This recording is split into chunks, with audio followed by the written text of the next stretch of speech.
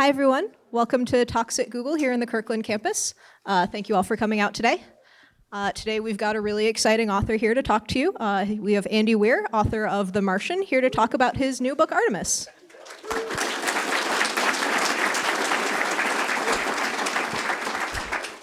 Thank you. Wow. This is my first trip to the Pacific Northwest. I've literally never been up here before in my life. I live in Northern California. I live in Sunnyvale, so not too far from the Googleplex. But yeah, so basically I'll talk about my extremely unlikely and bizarre trip to success. Basically, I always wanted to be a writer ever since I was a little kid. I think the first thing I ever wrote was a Henry Higgins fan fiction. The Beverly Cleary books, children's books. I think I was 8. It lacked depth, but I had fun with it. And growing up, I had my dad's inexhaustible science fiction collection to work with. He had a bookshelf that's about 6 feet tall, 3 feet wide, and a foot deep, and it was jam-packed full of old sci-fi books that he'd collected over his life. So strangely, I grew up reading kind of baby boomer era sci-fi despite being Gen X. I'm 45. But I was reading books that came out in the 50s, 60s, and 70s, which is interesting because, I'd be like halfway through a book and then there'd be this glossy ad for Kent cigarettes. That's what books are like. My dad also had this cool map of the moon, but it only showed the near side. And I'm like, well, why doesn't it show the far side of the moon? He's like, check the date. And the date on the map was 1959. So that was, at the time they printed that map, that's literally all they knew about the moon. Like, weird, huh? So for me, when I was growing up, my holy trinity of authors was Asimov, Heinlein, and Clarke. Those are the guys that, so I ended up, it's weirdly, being one generation off. And a lot of that stuff doesn't stand up too well to modern morals, especially with the role of women in space travel and stuff like that. But a lot of it does, the hard sci-fi aspects of it, like the actually paying attention to the details of orbital mechanics or the complexities of living in space or the effects on the human body of long-term zero-G habitation. Like, they did a lot of really good work on that. So those were inspirations for me. Anyway, when I was 15 years old, I got hired to work for Sandia National Labs in Livermore, which is where I was growing up, Livermore, California. It's about 30 miles east of San Francisco, if you don't mind swimming directly across the bay. And that makes me sound like I was some sort of genius child that, a national lab is hiring him at 15. No, it was like a community program where they hired local teenagers to clean test tubes, that sort of thing. But the lab I ended up in, they're like, well, we don't really need a gopher, but what we do need is some method of analyzing large data sets. Basically, what they needed was Microsoft Excel, but it didn't exist yet. So they said, all right, well, we have our data sets in these files. There's a computer, here's a book on how to program computers, work that out, and then come back to us and we'll tell you some software we want you to write. Thus began a 25-year career as a software engineer for me. When it came time to go to college, I'd always wanted to be a writer, and so I considered going into, being a lit major, but I also decided that I really, really like eating regular meals. So I went into CSE, Computer Science and Engineering, for those of you here at Google who don't know what that stands for. And that was fine. I went to college for 4 years, and then, like many in my generation, promptly ran out of money. And I didn't finish college because my options at that time, now, at this point, it's about 1994. My options at this point were either finish college and go deeply into debt, or go into the now developer-hungry tech industry and get paid. But back then in 94, the tech industry was just starting to blossom, and it was like, they figured if you were clever enough to open the door, you were clever enough to work for them. It was really easy to get a job back then. And so I'm like, okay, so I entered the workforce. And let's see, I worked for a bunch of places. In 1995, I worked for Blizzard. I was one of the programmers on Warcraft 2. That's a long time ago. Very, very, very long time ago. And if you're curious, working at Blizzard was a miserable experience. It was back before kind of some of the unwritten rules of the engineering industry came into play. That was back when, oh, if you're a software engineer, if you're awake, you're at work. Like, basically, I remember when I was there, I had to tell people weeks and weeks and weeks in advance that I was going to take a Saturday and a Sunday off to go hang out with my friends. And even then, they called me about 20 times during that weekend with questions. And I was not a senior engineer. I was entry level. I was like a low man on the totem pole. So it's not like I was like super important and they couldn't do things without me. That was just the atmosphere of engineering at the time was very different than it is now. So anyway, I ended up staying in the engineering industry, and then in 1999, I was working for America Online. Yes.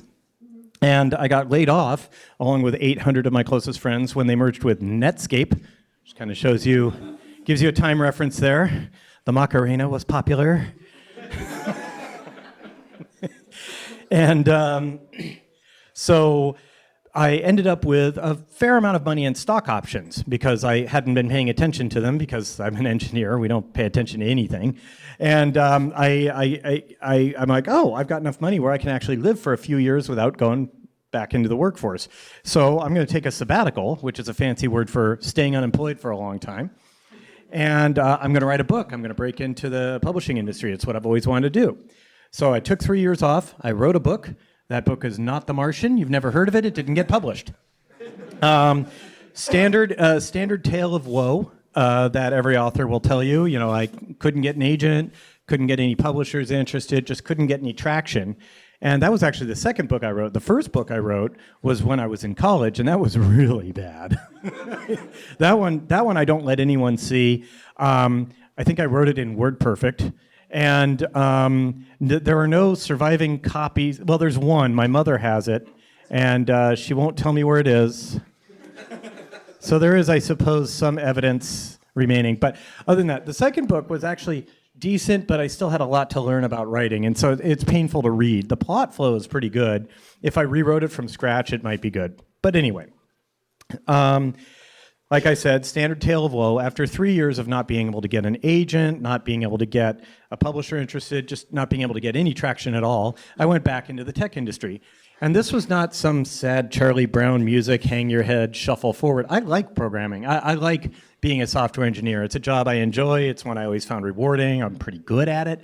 And so I was like, okay, this is not a bad thing. It's like I took that time off. I followed my dream. I never have to wonder what might have been. Now I've done it. Now I can move on with life and get back into programming, which I enjoy. So then around this time though, as this newfangled internet thing was starting to get popular, and I realized, oh, I can just write as a hobby, and I can post things online, and people can read it. Why not? So I started doing that. I made a website, and I posted short stories and web comics and serial fiction. And I did that for like 10 years and very slowly built up a mailing list of about 3,000 people. Now, that sounds like a lot, but 10 years is also a lot. So this isn't some fantastic performance here, you know. And it was my hobby. Around 2009, I started one of 3 serials that I had going on my site at the same time. I started writing The Martian, and it was just another serial. The idea of The Martian came about because I was sitting around one day thinking, how could we do a manned mission to Mars? I'm going to work out the details of that, not for a fiction story, not for anything, just how would we do it? How do we get the astronauts there? How do we keep them alive when they're there? How do we get them back? What do we do if this thing breaks? What do we do if that thing breaks? What if these 2 things both break? How do we build redundancy into the mission such that the people don't just die at the first sign of trouble? And I'm like, well, what if all these things break? What if all these things go wrong? And the kind of increasingly desperate things that the crew would have to do to stay alive, I was like, this might make an interesting story. So I created an unfortunate protagonist and subjected him to all of them. For I am a small, petty little god. So anyway, I started writing that as a serial, and it was doing really well. You know, I'd get a lot of feedback from my readers and science and math corrections from my readers, because my readers are all dorks like me, and there's nothing a dork likes doing better than double-checking the math in a fictional story. Dear sir, I noticed on page 14. Yeah, but that was great because it was like unintentional crowdsourced fact checking, and it was fantastic. It helped me make The Martian accurate. And while I was writing it, accuracy was really important to me because I'm a science dork, and I love scientific accuracy. But it's not a requirement for me. What is a requirement for me to enjoy a science fiction or even fantasy story is consistency. If you set up the rules of a universe, I want you to follow the rules of the universe that you set up. You got a spaceship that can go warp 9? No problem. You can go way faster than light? No problem. Those are the rules of the universe you set up. But then later on, and there's an episode of Star Trek, classic Trek, where they have to go from Mercury to Earth and it takes a while. I'm like, no. Mercury's 8 light minutes away from Earth. If you can go warp 9, it's not going to take a while. Dear sirs.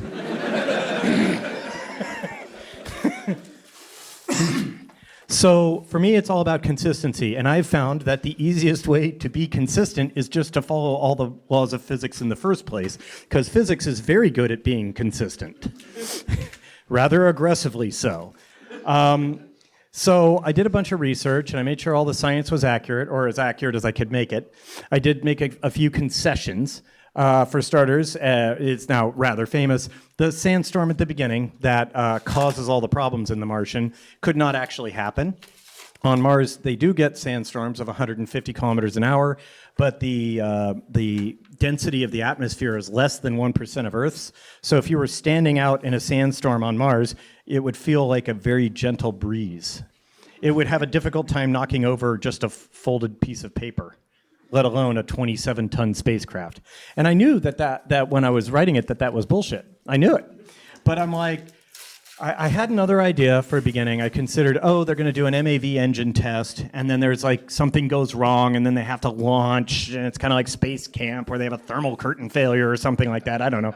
But I could have come up with some equipment failure that caused the problem rather than a natural event. But it's a survival story. It's a person versus nature story, and I wanted nature to get the first punch in. So I just said, I'm going to be inaccurate on this. Most people don't know this anyway. It's not really going to affect anything. So yeah, and then later the book got really popular, got made into a movie, and now everybody knows that that's really unrealistic. So I kind of shot myself in the foot there, but that's okay. I'll take it. Let's see. Other things in the book are inaccurate because they became inaccurate after I wrote them. So I wrote The Martian. It was already in the production pipeline, and only when it was actually at the printers at Random House where they did JPL land Curiosity on Mars. And, in The Martian, he's like, at the time I wrote it, it was believed that Mars was like almost completely arid, that there would be no water available except maybe a little bit at the poles. And then, so in the story, Mark has to, do chemical reduction of hydrazine to liberate the hydrogen, then collect carbon dioxide from the Martian atmosphere, separate out the carbon. Now he's got the hydrogen and the oxygen, and he carefully puts them together and accidentally blows himself up a little bit. But then we have water, yay, and he can grow his crops. So then Curiosity landed on Mars and took one scoop and went, hey, there's a shitload of water in this soil. Turns out for every cubic meter of Martian regolith, there's about 35 liters of water in it. So if you filled your refrigerator with Martian soil and then pulled all the water out of it, you'd have 35 2-liter bottles full of water. So all you had to do was heat up some dirt. But that's not my fault. And because that was the prevailing knowledge at the time I wrote the book. However, I will say that Curiosity is running around in Gale Crater right now at the base of Mount Sharp, which is on the other side of the planet from Acidalia Planitia, which is where Mark Watney was. And so I can just say that just as Earth has various different tropical and climatological zones, I can claim that Mars does as well. So I can say that Acidalia Planitia is a desert. No one can prove me wrong until they send a probe. They also almost landed Curiosity right in Marth Vallis. When they had narrowed down Curiosity's landing site to one of 4 spots, one of the 4 finalists was Marth Vallis. They eventually chose Gale Crater and where it is now, but Marth Vallis was one of the things, and I'm like, oh God, please don't land it in Marth Vallis, because Mark goes right through Marth Vallis. I would have to explain why he went around Curiosity and continued on his isolated quest. Fortunately, they didn't.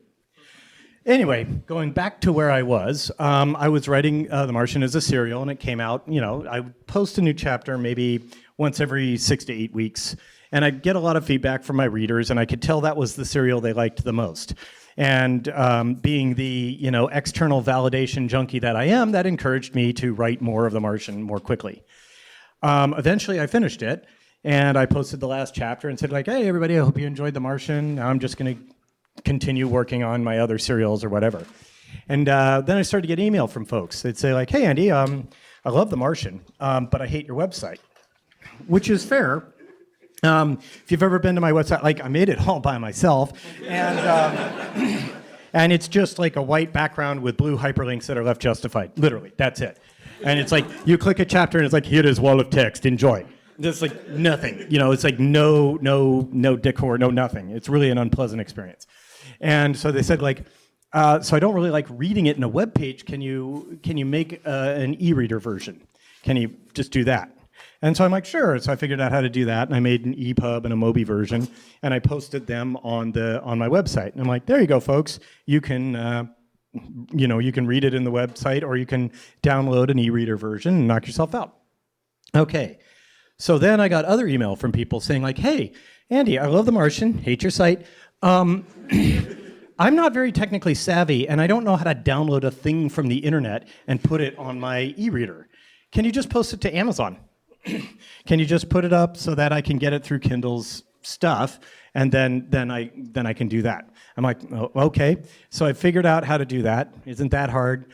Put it up on Kindle Direct Publishing, but they do make you charge. You can't give things away for free. Amazon actually loses money on every Kindle they sell. They make their money off of the book sales, the ebook sales, so they don't want people giving away content for free. You're not allowed to. So I set the price to the minimum of 99 cents, which earned me a cool 30 cents a copy, I'll have you know. And then I posted it to Kindle. And then nothing happens for about 48 hours. Amazon would have a human like scan through what you post real quickly, just make sure it's not a bunch of goat porn or something. And well, don't judge, But then when they're done, just making sure it's correctly categorized if it does have goat porn, then they'll post it up there for sale. And so then I'm like, okay, everybody, now you can read The Martian for free on my website, or you can download the e-reader and sideload it onto your Kindle, or you can pay Amazon $1 to put it on your Kindle for you. And people paid the buck. It's just like, I guess, first off, 99 cents is not a lot of money. And second off, it's just people are much more willing to part with 99 cents than they are to figure out how to sideload things onto a Kindle. So it started selling well. Got around good word of mouth. People started giving it really good reviews. It started climbing up into the bestsellers of science fiction, and then the bestsellers on all Kindle. And then that started to get the attention of the big shots in New York in the publishing industry. And I got an email from a guy named David Fugate who said like, hey, do you have an agent? And I'm like, no, I don't. I was never able to find one. He's like, I'm an agent. You want one? I'm like, sure. And then I got contacted by Penguin Random House saying like, hey, we're interested in maybe doing a print edition of your book. And I'm like, talk to my agent. So everything went backwards for me. I mean, usually an author has to work his ass off to get those things. And then I had them coming and knocking on my door. And those two started negotiating, my agent and Random House started negotiating the deal for the print edition. Because I can see from the publisher's point of view, it's like, well, this is a proven seller. We're not taking a risk on a new author. We see that this is going to sell. So it was a safe bet for them. Then 20th Century Fox came and said, we'd like the film rights. And I'm like, cool, talk to my agent. And my agent said, talk to my colleague who is a film agent specialist. So now I've got people. Right? And they're all working on this. And so my literary agent is talking to Random House about my book deal. My film agent is talking to Fox about the movie deal. And I am sitting in my cubicle at work fixing bugs. Because that's what I still do for a living at this point. I'm in my cubicle fixing bugs, running off to take a call about my movie deal, then back to fixing bugs. Very surreal experience. And those two deals came together 4 days apart. Yes. Everyone told me don't get excited about the movie deal. The movie studios come and option pretty much any book that they think is going to do well. They're probably never going to make a movie. Don't worry about it. So anyway, the book, we went through an editing process that was fairly simple. It wasn't that complicated. Got through all the edits. The editor was really cool. It was a neat process, although kind of frustrating at the time. But most of the editing notes are like, okay, you can't just have a conversation. You can't just have a scene be nothing but a conversation. You've got to tell me where they are. You've got to tell me, are they in a meeting room? Are they walking down a hall? What? Give me some context. So just kind of rookie writing errors here and there. But got it cleaned up a bit, and then it went off to print. And then I had to wait a year, which is just the publishing industry. It just moves like snail snot in September. It's just painfully slow. And then, but then it eventually came out. During this time, the film industry is like, yeah, Martian, whatever. Yeah, we have the film option if we care, which we don't. So anyway, the book came out and it sold really well. It climbed up the New York Times bestseller list. It started doing really, really well, getting a lot of press and a lot of attention. That made the film industry start to pay more attention as well. They got the lovely and talented Drew Goddard who's a veteran Hollywood writer and director. He directed Cabin in the Woods. He wrote chunks of Cloverfield. He was one of the staff writers on Buffy the Vampire Slayer. He's kind of in Joss Whedon's orbit. Partially, he ends up working on a lot of stuff that, for those of you who saw Dr. Horrible's sing-along blog, he was one of the Evil League of Evil members. He was fake Thomas Jefferson. So, yeah. That, I told him, was what I considered his true seminal role, and he agreed. So he wrote a fantastic screenplay for The Martian, and he was set to direct it, too. He was going to direct. And, everything is subject to getting greenlighted by the studio, but the way things work is they kind of work on a movie half-assedly until the studio says, like, okay, we're doing this, here's a big pile of money, actually make it happen. So he wrote the screenplay, he was going to direct it, and then they were also shipping the screenplay out to big name actors to be the lead, because the studio said, like, look, this is such a one-man show, like The Martian is so heavily focused on one character that we need a big name to be that guy. There's no way we can do this unless we have a big name actor in that spot. So they sent him out to like these A-list actors, and Matt Damon said, like, yeah, that sounds cool. I'll play that role. And the studio's like, okay, fantastic. And then Drew Goddard left the project because he had to go, because he had been offered the director's chair for the next Spider-Man movie by Sony. So now we went from having a director and no star to having a star and no director. And so the studio said, like, all right, well, we're looking for a director. And Ridley Scott said, I'll direct. And they're like, okay.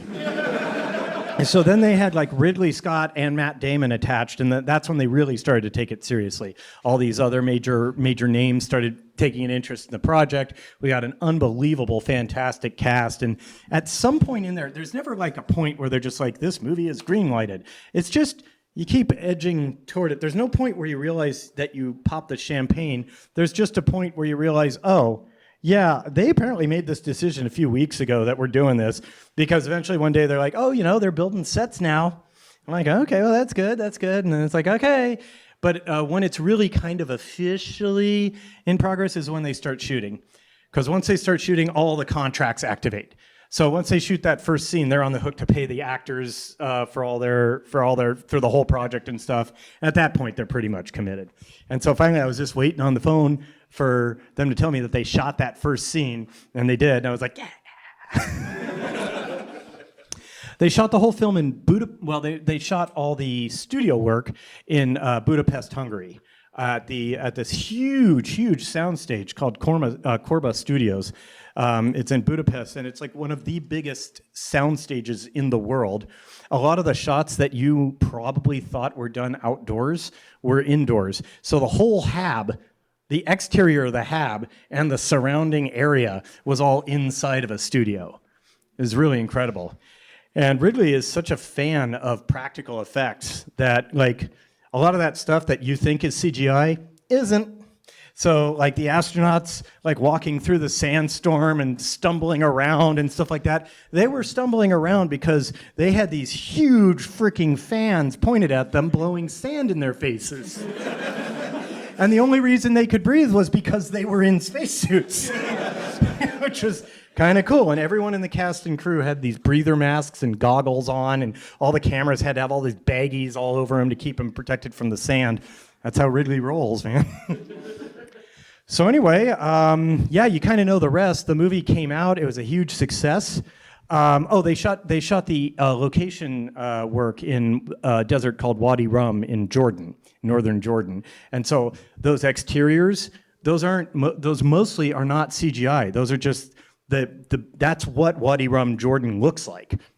It's awesome. They did CGI the sky to make it red like Mars is supposed to be and get rid of the clouds and stuff, and they add a few like kind of craggy mountains in the background. But for the most part, it was just straight up shooting in Wadi Rum.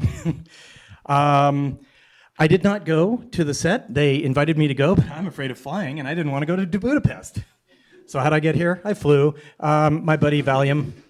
Valium's my friend. I pop Valium like Pez now to do these freaking book tours. I've been all over the country. I'm one of the most well-traveled, aviophobes you'll ever meet. But yeah, so I did get to meet all the famous people, though, at the premiere. I got to go to the premiere, and so I got to meet Matt Damon, I got to meet Ridley Scott, Jessica Chastain. It was really cool.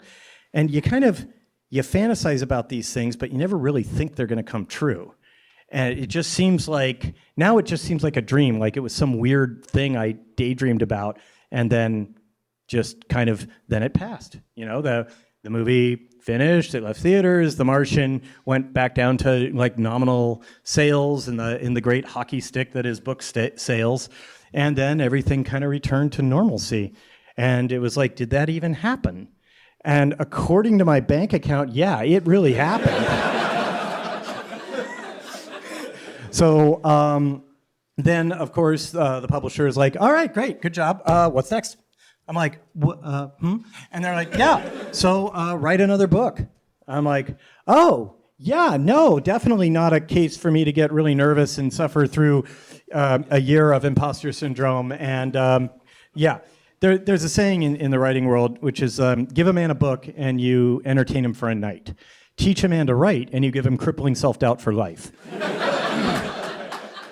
And so I spent a year working on another book, and this one was called Zhek. It wasn't Artemis. This was called Zhek, Z-H-E-K, and I got 70,000 words into it over the course of a year. For reference, The Martian is 105,000 words long. So about like 3/4 of a book, 2/3. And at about the 70,000 word mark, I was like, oh, this sucks. I mean, I was like, I can't, it's fighting me. It wasn't fun to read. It wasn't fun to think about. The plots weren't coming together right. The characters were not interesting. And it broke my cardinal rule, which is if you're writing, you should always write a book that you yourself would enjoy reading. And I'm like, I would have put this book down 50 pages ago and never picked it up again. And I could not figure out how to fix it. So I went to the publisher, and I'd been kind of in the back of my mind thinking up Artemis, how the city would work. I didn't have characters or story or plot, but I was like, what will humanity's first city? In the same way with The Martian, it started out with me daydreaming about how to do a manned mission to Mars. Well, Artemis, I was like, how does humanity build its first city on the moon? And I thought about all the details of how to get there, how you build your city. You'd need nuclear reactors because you need to smelt anorthite. Anorthite is a mineral that's extremely common on the moon, and it gives you aluminum and oxygen when you break it apart. So it gives you aluminum to build your moon city and oxygen to fill it. It's like the moon is just saying, come on, colonize me. You know you want to. And so I was working on all that stuff kind of when I should have been working on Zhek, and it was way more interesting to me. And I called the publisher, and I'd been feeding them chapters, of Zhek, and I called him up and I said, look, I want to hit the big red reset button. I want to put Zhek on a back burner, and I want to work on a completely different story, and I want you to add a year to the deadline, if that's okay. And they said, yeah, sure. Way more quickly than I feel was comfortable. They wholeheartedly agreed that Jacques should be put on a back burner and that I should work on literally anything else. So I feel like it was really a good decision. And so that's what I did. I put Jacques on a back burner, then turned off the back burner, and then I worked on Artemis. So for Artemis, like I said, I defined the entire city in advance. I worked out, first thing I had to do was work out its economy. I'm like, okay, why build a city on the moon? What are you doing? Why the hell would anybody move to the moon? Cities don't get built just because it's awesome. Cities get built for economic reasons. So what is the economy of Artemis? Why does it exist? And you go through the standard science fiction tropes, and they don't really fit. You're like, oh, well, because we needed to mine the moon. It's like, well, then send robots. Nobody cares if your robot dies. People do care if Uncle Hank dies, right? So send robots. Or, well, the Earth is overpopulated. Then colonize the ocean. Any part of this planet is easier to colonize than any part of the moon, I guarantee you. It's like, oh, there's political oppression. Well, if you can get to the moon, if you can afford to build a city on the moon, you're not the oppressed.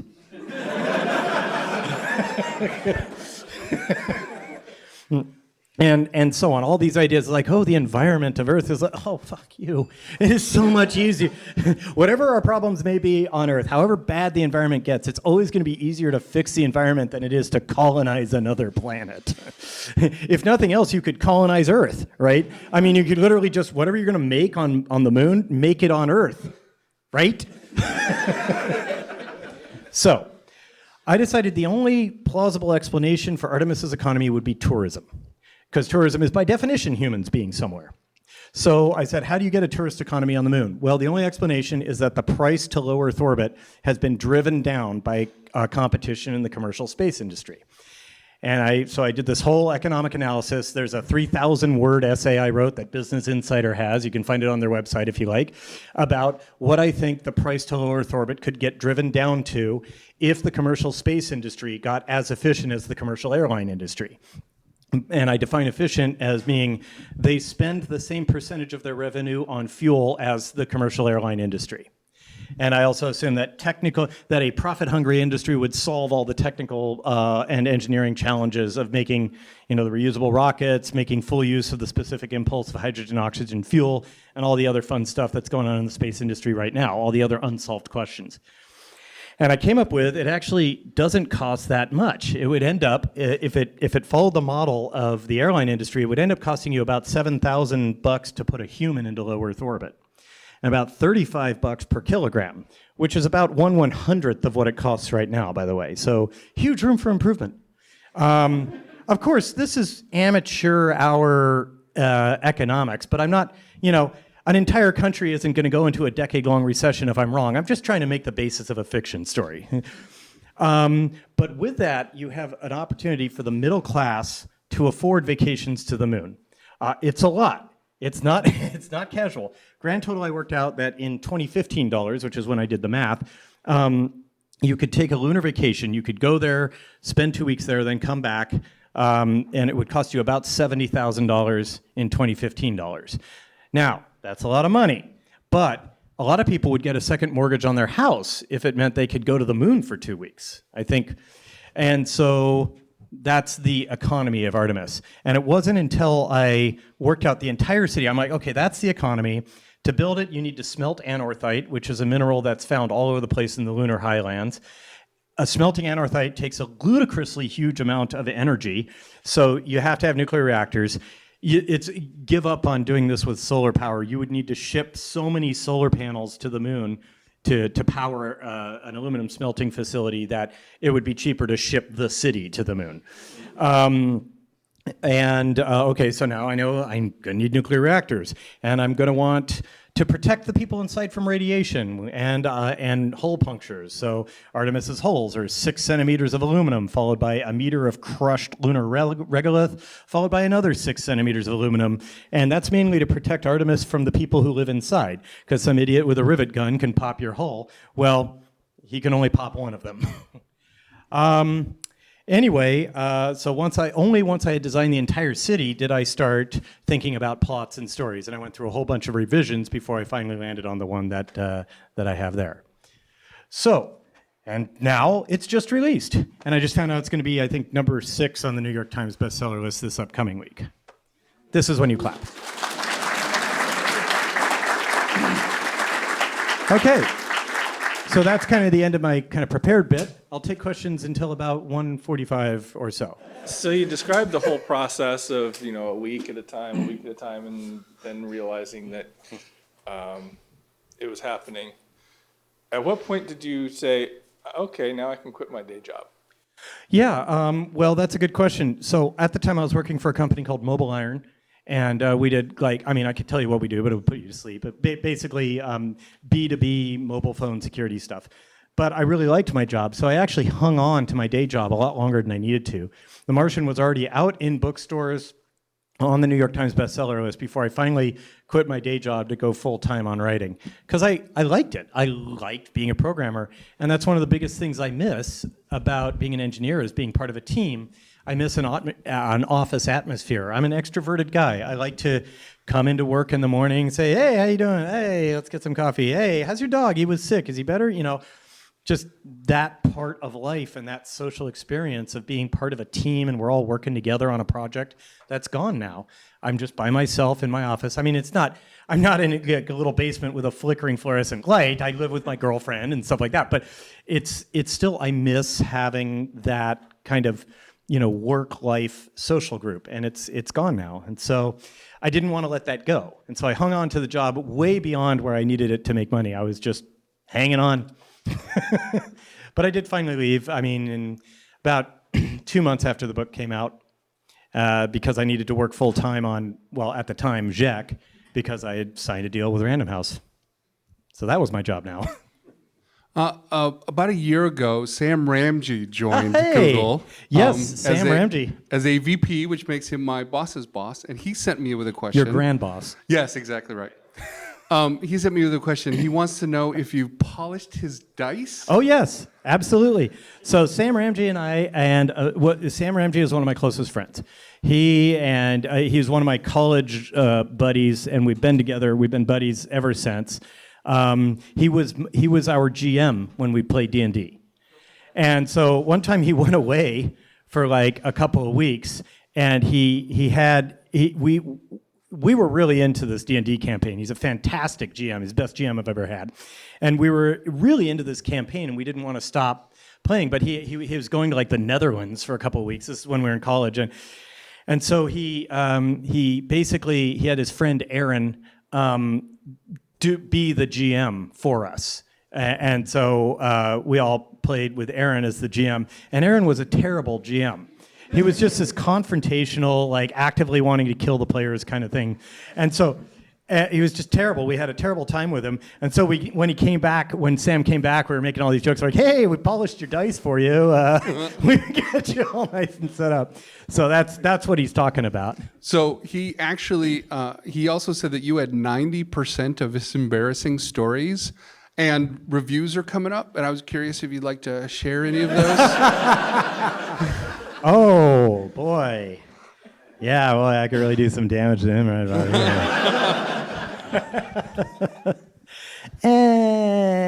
I think I shouldn't. Just at some point, tell him, Schrodinger, you must be kidding. He'll know. So you said that you evaluated the Jack and decided that it's not good, but usually it's really hard for people to look critically at their own work. And so what was the process? How have you were able to make this decision by yourself? Well, it turns out I'm very good at self-doubt. Arrogance and overconfidence, I don't think anyone will accuse me of those traits. So if anything, I'm usually way too critical on my work and kind of frozen in analysis paralysis without being able to kind of move forward.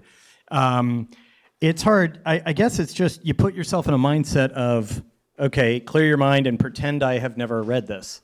Just make believe that this is brand new material to me. And I read it, and that's how I try to analyze the book. And one of the tricks I do is when I'm reading my own work is I say I want to imagine that it's 2 a.m. and I'm laying in bed reading a bit before I go to sleep, and I'm at what point do I put the book down for the night? Like, at what point do I go like, okay, I'm tired, I got to sleep. This is getting a little slow now, so I'm going to put it down. If that's the point where I put it down, why is it in the book? I want to keep you bastards up all night. So if there's like a long bit of exposition, I'm like, no. No nappy for you. So I may use parts of Jack at some point in the future. I may harvest, like, there are certain plot elements that were actually really clever, I feel, that are really usable. And there was one character, just one, but one character in there that's really cool. And I would love to use her in another story, so I probably will. Side story, last night I was at an event in Bellingham. And for some reason, like, when talking to the audience, the metaphor for Jack being my baby, and it's like, oh, you had to give up on your baby, it must have been so hard and everything like that. And I'm like, we're really going to want to give up on the baby metaphor here, because the next thing I have to tell you is I might use Jack for parts. Also, I aborted Jack about 3/4 of the way. Anyway, there you go. Thank you. Sure thing. Did they do anything in the movie that you found particularly annoying, or? Did they do anything in the film The Martian that I found particularly annoying? Somebody clapped at that? No, I don't know. The only thing I didn't like was that they left out the Aquaman joke. That's not in the movie. My beloved Aquaman joke. There's a joke in the book where Venkat Kapoor, he's named Venkat in the book, not Vincent, he looks up at the stars and goes, oh, he's stranded up there. What must he be thinking? What must be going through his mind? And then in the book, the log entry, Watney says, like, how come Aquaman can control whales? They're mammals. It makes no sense. Right? And I thought that was funny, right? But in the movie, they have that exact scene, but they change what he says. He says, I'm going to die up here if I have to listen to any more disco. And I'm like, come on, you had it. It was right there. Just do the damn Aquaman joke. So that's really the only thing that irritated me.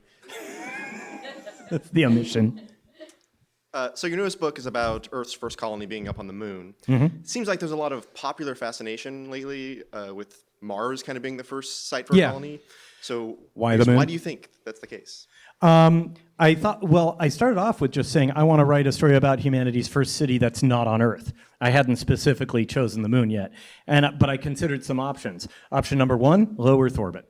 Okay. Option number 2, the moon. Option number 3, Mars. Those are really the only viable options, right? I mean, I suppose solar orbit is one possibility, but it doesn't seem likely. So I looked at those possibilities. Well, the closest and easiest to do is low Earth orbit, but there are no natural resources at all. So literally every gram of that city would have to be lifted off of Earth and put into space and put into low Earth orbit and station kept. The orbit would decay over time, and that means your entire city could plummet to its doom if you didn't properly maintain it. A city sitting on the ground on a planet or planetary object doesn't have that problem. But the main issue on that is mass. Getting all the mass of a city up into low Earth orbit is unreasonably expensive.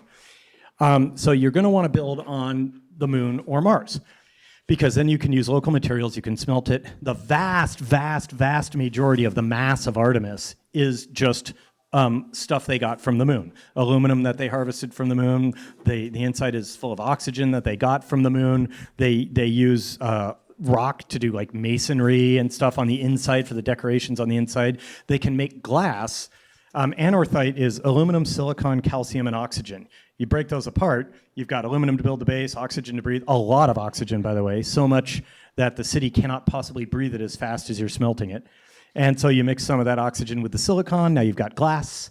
And so you have to do it on either the moon or Mars.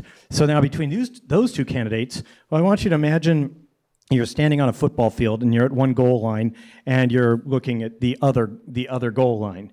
I want you to imagine Mars is at the other goal line. If that's the scale, then the moon is 4 inches in front of you. So it's ludicrously closer. The idea of colonizing Mars before we colonize the moon would be like if the ancient Britons colonized North America before they colonized Wales. It does not make sense. So that was a South Park reference. What are you... Frickin' millennials. All right. So kind of a corollary to a previous question, I'm curious what your interaction was with the screenwriters in the development of the movie version of The Martian. Like, Well, my only real job on the film was to cash the check. I didn't have any authority or any say over anything. I was, just an excited guy peeking in through the window while there were, But Drew did call me almost every day with technical questions because he's a great writer, but he had a lot of questions about the math and science and physics, and he wanted it all to be true and accurate. So he called me with a lot of that, the occasional creative question, but mostly technical questions. And then while they were shooting it, occasionally Ridley would call or email with like more other technical questions like, oh, we want to have a scene where we're showing Mark do this out on the surface of Mars. Does that work? Could you do that? Is that realistic? Ridley Scott definitely does not need my creative advice, right? But so I was included in that way. So I guess you could say they utilized me as a resource for fact checking, kind of. But yeah, for the most part, I was just, hey guys. What you doing over there? Sure thing. Hi. I was just wondering, as a fan of hard science fiction, when you were trying to get the book published, are there pressures to sort of like try and make it more accessible to a more general audience, or did they just sort of give you free rein and say, write what you want and we'll publish it? Are we talking about Artemis now? Both. In The Martian, they came to me. They're like, we like it as is. So they didn't have any pressure to change it to make it more accessible. For Artemis, they also, no pressure.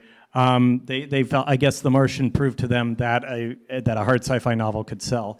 One thing I will say is that I had hoped, after The Martian did so well, I'm like, awesome. Now other authors are going to start writing hard sci-fi, and I will get to read hard sci-fi. And they didn't. Where are my freaking copycats? I've got nothing. So I still don't get to read any. I'm the one person in the world who doesn't get to read this stuff. Which is, it's nice. I'm in an economic niche all by myself, and I make a big pile of money. But I want other hard sci-fi books to get written. Yeah. Is that it for the questions? Looks like. Okay. Well, I only ran 5 minutes over. That's pretty good. So thank you, everybody. Thank you.